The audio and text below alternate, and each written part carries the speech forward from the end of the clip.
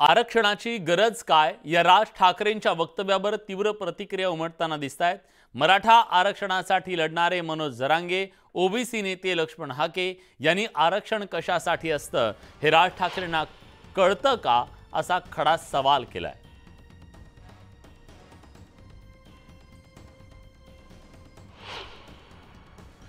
विधानसभेनंतर काय कळणार आहे बोललेलं, तेव्हा सत्ताच मराठीची येणार आहे।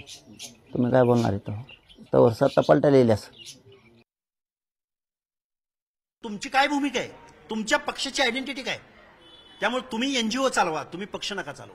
आणि मग एनजीओ चालवत तुम्ही मग काय तुम्हाला बोलायचं ते निश्चित राज ठाकरे साहेबांना आमच्या हार्दिक शुभेच्छा आहेत। आणि कधी काळी एक कार्यकर्ता म्हणून जर राज साहेबांची माझी जर मुलाखत झाली तर राज साहेबांना आरक्षण म्हणजे काय, कुणाला दिलं जातं, का दिलं जातं, आरक्षणाचा हेतू काय आणि सामाजिक न्यायासह समता प्रस्थापित करणं हे प्रियांबल मधलं वाक्य काय, मी एक कार्यकर्ता म्हणून राज साहेबांना कधीतरी समजावून सांगायचा प्रयत्न करेन।